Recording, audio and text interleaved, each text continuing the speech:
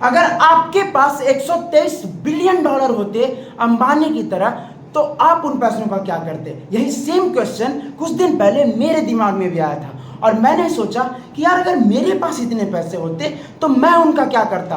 कौन कौन से लग्जरी आइटम्स खरीदता, कार्स खरीदता, घर खरीदता, कौन कौन से बिजनेसेस में इन्वेस्ट करता। अगर इतने पैसे आ गए तो उनको मैनेज कैसे करता, और एथिक्स का क्या, क्योंकि इतने पैसे आने के बाद ना लोगों के दिमाग होश में नहीं रहते हैं। सो इन्हीं सब क्वेश्चंस का आंसर ढूंढने के लिए मैंने बहुत दिन लगाए हैं और आज फाइनली जाकर मैं ये वीडियो बना रहा हूँ। ये वीडियो सिर्फ लग्जरी आइटम्स और लाइविश लाइफस्टाइल के अराउंड नहीं है, बल्कि इस वीडियो में मैंने पूरे रिसर्च करके ये बात जानने की कोशिश की है कि रिच पीपल अपने पैसे को खर्च कैसे करते हैं, अमीर लोग कैसे सोचते हैं, वो लोग कैसे अपने पैसों को यूज करते हैं और ना जाने क्या क्या। सो इस वीडियो को आप लोग लास्ट तक देखना and I am damn sure कि आपको इस वीडियो से बहुत ज़्यादा वैल्यू मिलेगी। सो अब ज़्यादा टाइम आपका वेस्ट नहीं करूंगा और चलिए वीडियो को जल्दी से स्टार्ट करते हैं। तो सबसे पहले मैं अपने पर्सनल इंटरेस्ट को पूरा करूंगा, क्योंकि ऑब्वियसली बात है कि अगर आपके पास इतने पैसे आ गए तो आपके जितने भी इंटरेस्ट हो गए ना, आप उन सब को पूरा करोगे। तो मेरे इंटरेस्ट में सबसे पहले आती है कार्स। या यू हैड इट राइट। अब यहाँ पे बहुत सारे लोग वैरी कर सकते हैं, किन्हीं को बाइक पसंद होगा, किन्हीं को कार पसंद होगा, पर मुझे पर्सनली कार्स बाइक से भी ज़्यादा पसंद है। और स्पेशली ये दो टाइप्स की कार्स। इसमें सबसे पहले आती है विंटेज कार्स। या यू हैड इट राइट, वो सारी पुरानी पुरानी गाड़ियाँ जो आप लोग पहले देखा करते थे। इसके पीछे की ना मैं तुम लोगों को एक स्टोरी सुनाता हूँ।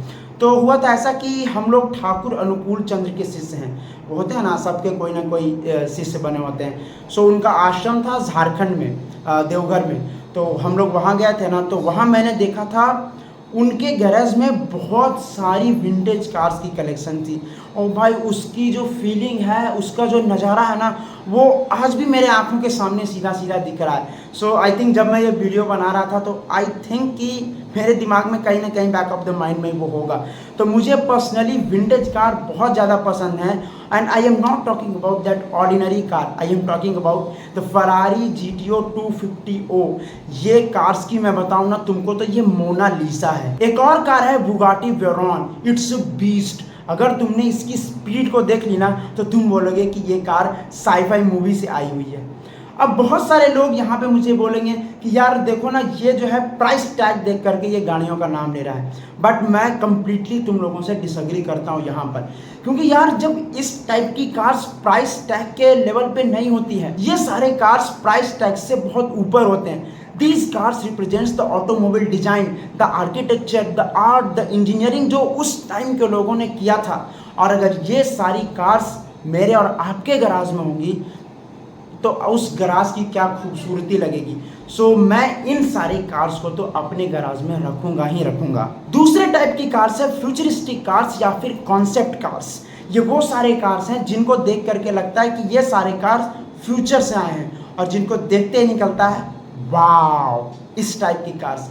और ये वो सारे कार्स होते हैं जो कंपनीज अपने बड़े बड़े इवेंट में शो तो करती हैं, बट कभी रोड्स पे इनको देखने को मिलता नहीं है। और ये कार्स काफ़ी ज़्यादा रेयर्स होती हैं और इनकी प्रोडक्शन भी बहुत ज़्यादा रेयर होती है। अगर इन सारे कार्स की बात करूं तो उसमें सबसे पहले पे मेरे नज़र में आती है लैम्बोर्गिनी टेर्जो मिलेनियो।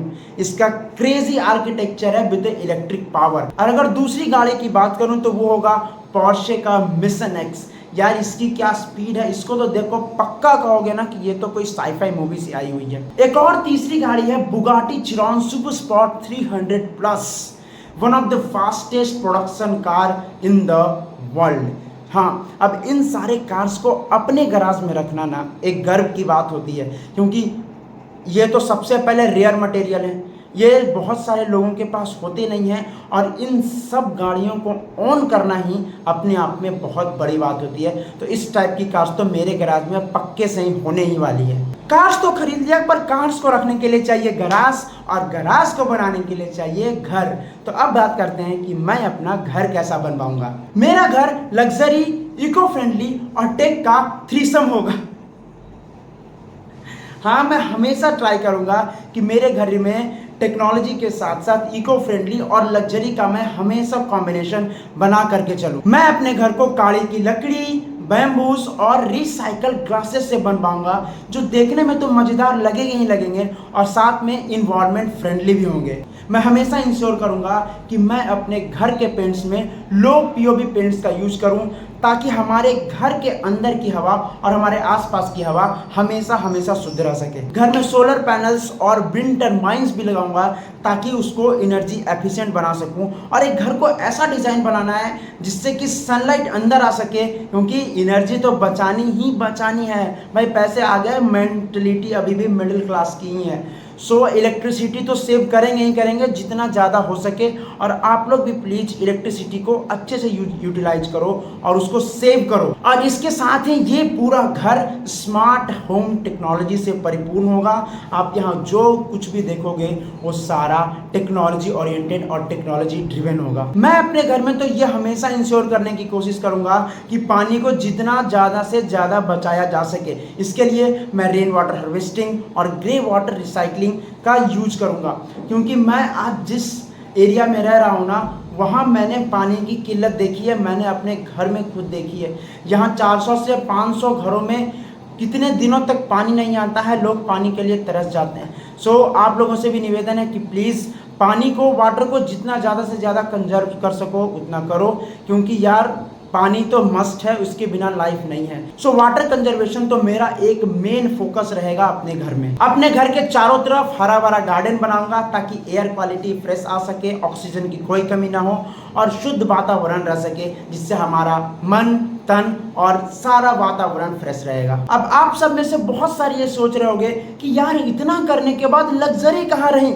चिल करो गाइस, क्योंकि सस्टेनेबिलिटी के साथ साथ भी लग्जरी को एंजॉय किया जा सकता है। High and eco friendly materials और बायोफिलिक डिजाइन के साथ साथ हम लोग सस्टेनेबिलिटी के साथ साथ लग्जरी को भी एंजॉय कर सकते हैं। और एक बात तो आपको पता होगा, नहीं तो मैं आपको बता देता हूं कि आने वाला फ्यूचर पूरी तरीके से सस्टेनेबल होने वाला है। आप खुद बताओ कि अगर आपको एक ऐसा घर मिलेगा जहां इन सारी चीज़ों पूरे के पूरी सस्टेनेबल मटेरियल से बने होंगे, तो उनकी प्राइस कितना ज़्यादा होगी आगे आने वाले टाइम में। लोग इसका कितना ज़्यादा डिमांड करेंगे और साथ में एक यूनिक हाउस भी लगेगा। आप खुद ये सोच करके बताना, क्योंकि आगे आने वाला फ्यूचर पूरी तरीके से सस्टेनेबिलिटी पे डिपेंड होने वाला है। अगली चीज़ जो मुझे चाहिए ही चाहिए वो है प्राइवेट जेट। यस, ऐसे नहीं कि मुझे शो ऑफ करना है, बल्कि मुझे अपना टाइम बचाना है, टाइम सेव करना है। प्राइवेट जेट से मैं तुरंत अपने बिजनेस मीटिंग्स कर सकता हूँ, कहीं भी फटाफट जा सकता हूँ। इससे मेरा टाइम बचेगा, और टाइम बहुत ज़्यादा इम्पॉर्टेंट होता है एक रिच पर्सन के लिए, बिकॉज आप सब लोग जानते हो ना कि time is the money. So private jet तो एक मेरे पर्सनल इंटरेस्ट में है ही है। एक और चीज़ जो मेरे पर्सनल इंटरेस्ट में है वो है याच। अब मुझे ओशियंस घूमना बहुत ज़्यादा पसंद है, तो मैं तो अपने यॉच को बिल्कुल तरीके से कस्टमाइज़ करवाऊंगा। अब उसमें अपनी पर्सनल इंटरेस्ट की चीज़ें रखूंगा। फॉर एग्जांपल, जैसे मुझे मूवीज़ देखना पसंद है तो उसमें हो सके छोटा सा थिएटर लगवा सकता हूँ। मुझे थोड़ा थोड़ा गेम्स खेलना पसंद है तो उसमें एक छोटा सा प्लेग्राउंड भी होगा। So like that. अब इसमें आप सब लोग अपने अपने अकॉर्डिंग कस्टमाइज़ कर सकते हो और अपने अकॉर्डिंग आप इसको कर सकते हो। तो मुझे तो समुद्र घूमना बहुत ज़्यादा पसंद है, इसलिए एक कस्टमाइज यॉच तो मैं खरीदूंगा ही खरीदूंगा। बस भाई, इससे ज़्यादा ना तो मेरे कोई शौक हैं और ना ही मेरा कोई पर्सनल इंटरेस्ट है। सो अब आगे बढ़ते हैं और बात करते हैं कि अब मैं किन किन बिजनेसेस में पैसे को इन्वेस्ट करूंगा।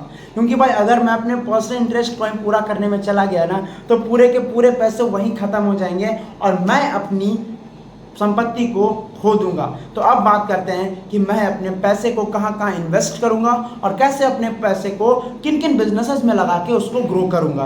तो सबसे पहला बिजनेस जिसमें मैं इन्वेस्ट करूंगा वो होगा स्पेस टेक में। जी हाँ, क्योंकि अगर आपने थोड़ा सा भी अगर इस बार का बजट देखा होगा ना, तो गवर्नमेंट ने 10-11 हज़ार करोड़ रुपए दिए हैं स्पेस टेक्नोलॉजी के लिए। तो आप सोच सकते हो कि इसका फ्यूचर कितना ज़्यादा हो सकता हो।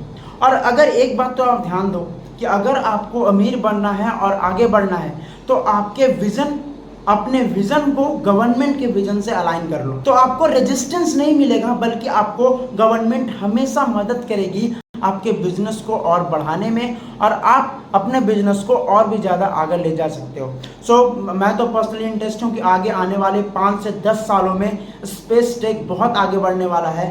तो इसमें तो मैं अपने पैसे को ज़रूर से इन्वेस्ट करूँगा।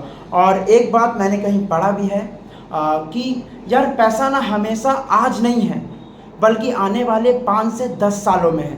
इन बिजनेसेस में पैसे नहीं है जो आज चल रहे हैं, बल्कि उन सारे चीज़ों में पैसा है जो कि आज से 5 से 10 साल के बाद होगा। तो आप भी हमेशा ट्राई करो ना कि उन बिजनेसेस में इन्वेस्ट करो या उन सारे बिजनेसेस में एंटर करो जो फ्यूचरिस्टिक हैं, जो 5 से 10 साल में आएंगे, ना कि आज वाले बिजनेसेस में। दूसरे बिजनेस जिसमें मैं बहुत ज़्यादा इंटरेस्टेड हूँ और इन्वेस्ट करूँगा ही करूँगा, वो है ऑब्वियसली AI स्पेस।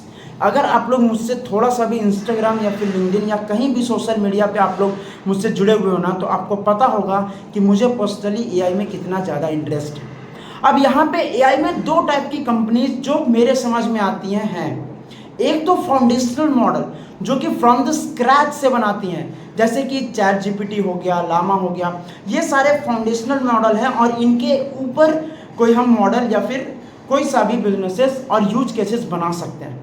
तो एक तो फाउंडेशनल मॉडल जिसमें मैं पैसा लगाऊंगा, क्योंकि इन सारों में ग्रोथ है, इन सारों में फ्यूचर है। ये सारे वे मॉडल हैं जो आने वाले फ्यूचर को डिसाइड करेंगे।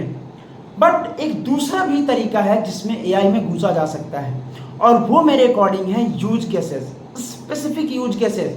आप कुछ सोच करके देखो कि कोई एक बिजनेस है जो AI का यूज कर करके फार्मर्स की प्रॉब्लम को सॉल्व कर रहा है, AI का यूज कर करके कंटेंट क्रिएटर्स की प्रॉब्लम को सॉल्व कर रहा है, स्टूडेंट की प्रॉब्लम को सॉल्व कर रहा है। यानी कि AI एज ए टेक्नोलॉजी को हमको यूज करना है और उसको इस काबिल बनाना है ना कि हमारे जो कंट्री के 140 करोड़ लोग हैं वो सारे AI को यूज़ करने लगे तो हम लोग कितना ज़्यादा पावरफुल हो जाएंगे। सो मेरे अकॉर्डिंग मैं इस सेकेंड टाइम के बिजनेसेस में बहुत ज़्यादा इन्वेस्ट करूँगा, क्योंकि मुझे लगता है कि वहाँ पे ज़्यादा पैसा और पोटेंशियल और यूज केसेस और इम्पैक्ट सब वहीं पे ज़्यादा है, क्योंकि वहाँ पे रियल यूज केसेस देखने को मिलेगा जब कोई AI या फिर अदर टेक्नोलॉजी का यूज करके हम लोग रियल वर्ल्ड ह्यूमैनिटी के लिए प्रॉब्लम को सॉल्व करेंगे। सो AI के बिजनेस में तो इन्वेस्ट करना मस्ट ही मस्ट है। तीसरा बिजनेस जिसमें मैं पक्के से इन्वेस्ट करूंगा वो होगा सेमीकंडक्टर का बिजनेस। अब आप सेमीकंडक्टर को अगर थोड़ा सा भी अगर एक लाइन में समझाऊं ना, तो आप जितना भी इलेक्ट्रॉनिक आइटम्स यूज़ करो, चाहे लैंप से लेकर के फ़ोन तक, वो सब में सेमीकंडक्टर्स यूज होता है। और आने वाले टाइम में सेमीकंडक्टर्स बहुत ज़्यादा फटने वाला है, बहुत ज़्यादा बूम होने वाला है। अगर आप लोग नहीं देख पा रहे हो तो अभी देख लो। तो तीसरा बिजनेस तो सेमीकंडक्टर में मैं जाऊंगा ही जाऊंगा। चौथे टाइप का बिजनेस जो मुझे लगता है कि अभी ग्रो कर रहा है और आगे करेगा, वो ऐसे बिजनेसेस होंगे जो क्लाइमेट चेंज के प्रॉब्लम को सॉल्व करेगा या फिर सस्टेनेबिलिटी की ओर में जाएगा। इन सारे बिजनेसेस का आगे बहुत ज़्यादा फ्यूचर है और ये सारे बिजनेसेस आने वाले 10-20 सालों में बहुत ज़्यादा बूम होने वाले हैं। तो अगर मैं इन सारों में पैसा लगाऊंगा तो और भी ज़्यादा आगे बढ़ जाऊंगा। वैसे तो बहुत सारे बिजनेसेस हैं जिसमें मैं इन्वेस्ट करना चाहता हूं और जो आगे आने वाले 5 से 10 साल में बूम होने वाले हैं, पर शायद अगर उन सबको इस वीडियो में डिस्कस करने लग जाऊं तो ये वीडियो बहुत छोटा पड़ जाएगा। सो आप लोग प्लीज़ मुझे कमेंट में बताओ कि क्या मैं एक स्पेसिफिक वीडियो ले आऊँ इस पे मैं सिर्फ बात करूँ कि आने वाले 5 से 10 सालों में कौन कौन से बिजनेसेस बूम होने वाले हैं, कौन कौन से एरियाज़ हैं जहां बिलियनर्स अपना पैसा इन्वेस्ट कर रहे हैं और वो आने वाले टाइम में बूम होने वाला है। सो आप मुझे प्लीज़ कमेंट में बता देना, मैं उस पर एक अलग से वीडियो बना दूंगा। यार थोड़ा सा प्यास लग गया है बोलते बोलते, तो मैं पानी पी लेता हूँ। तब तक अगर आपने इस वीडियो को लाइक नहीं किया है और मुझे सब्सक्राइब नहीं किया है, सो प्लीज़ सब्सक्राइब करो यार, क्योंकि इन सारे वीडियोज़ को बनाने में बहुत ज़्यादा हार्ड वर्क लगता है और बहुत ज़्यादा मेहनत लगती है। और आप मुझे कमेंट में बताओ कि आपको ये वीडियो कैसा लग रहा है, और आप फिर से बताना मुझे कि अगर आपके पास इतने पैसे होते तो आप इन सब चीज़ों में से कौन कौन सी चीज़ें आप करते।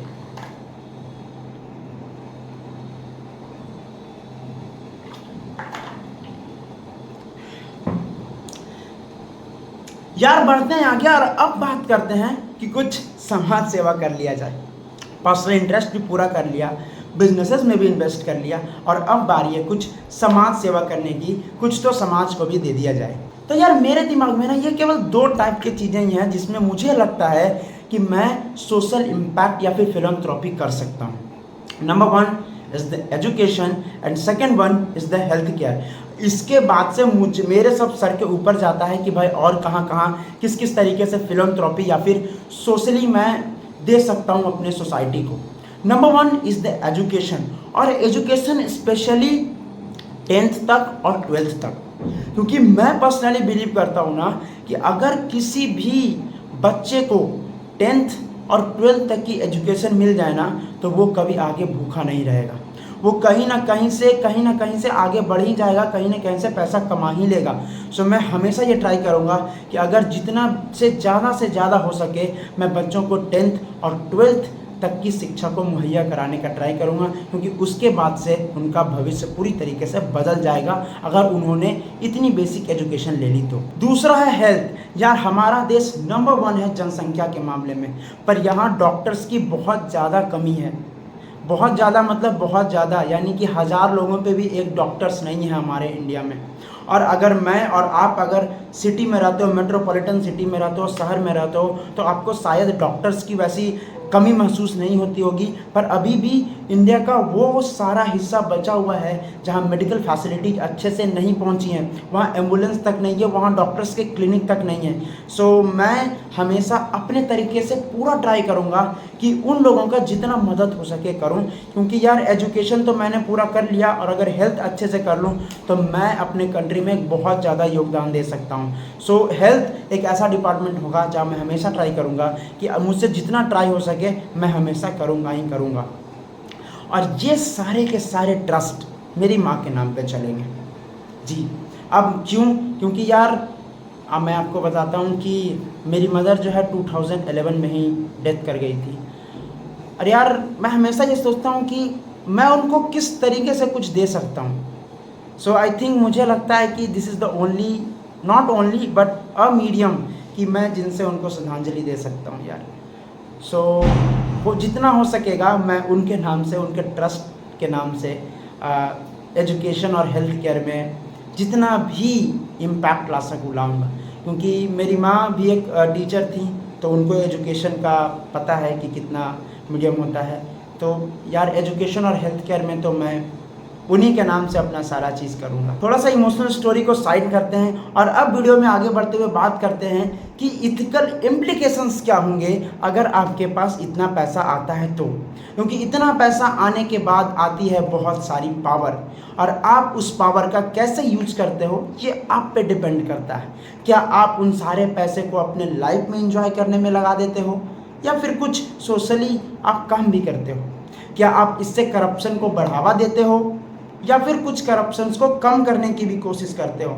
ये सब डिपेंड करता है आप पे, क्योंकि पैसे आने के बाद लोगों का दिमाग लिटरली कंट्रोल में नहीं रहता है। उनको लगता है यार मैंने कितनी बड़ी चीज़ें हासिल कर ली, वो पैसे से लाइक होता है ना कि सब चीज़ खरीदा जा सकता है, ये वाली टाइप उनमें आ जाता है। तो आपको हमेशा ये अपने दिमाग में रखना है कि पैसे को सर पे नहीं चढ़ने देना है, और हमेशा ये ट्राई करना है कि उस पैसे से आपको हमेशा यूज़फुल काम करने हैं। क्योंकि पास्ट रिकॉर्ड देखें तो जिन्होंने पैसे को गलत इस्तेमाल किया है वो कहीं ना कहीं आज भी उसका नुकसान भुगत रहे हैं। ऐसे बहुत सारे बिजनेसमैन हैं, पॉलिटिशियंस हैं, स्टॉक मार्केट ब्रोकर हैं, जिन्होंने बहुत सारे स्कैम्स किए हैं सिर्फ पैसे के चलते। तो आप इन पैसों का अच्छे से एथिकली यूज़ करोगे तो आप शायद इसको और हमारे देश को आगे बढ़ाने में एक अच्छा योगदान दे सकते हो। और इतना पैसा आने के बाद इसको मैनेज करना भी कोई छोटी मोटी बात नहीं है, क्योंकि इतने पैसे आने के बाद आपके दिमाग में सबसे पहले आएगा यार इसको मैनेज कैसे करूं, इसको खर्च कैसे करूं, इसको इन्वेस्ट कैसे करूं, इसको इन्फ्लेशन से कैसे बचाऊं, और सबसे पहले उन लोगों से कैसे बचूं जो हमेशा अपने फ़ायदे के लिए आते रहेंगे।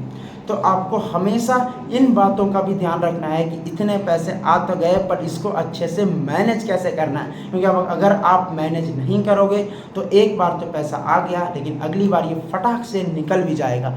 सो आपको इन पैसों को मैनेज करना और ग्रो करना भी एक बहुत बड़ी रिस्पॉन्सिबिलिटी हो जाएगी। और लास्ट में यार सिर्फ इतना पैसे होने का मतलब ये नहीं होगा कि आप हैप्पी रहोगे, बिल्कुल नहीं होगा।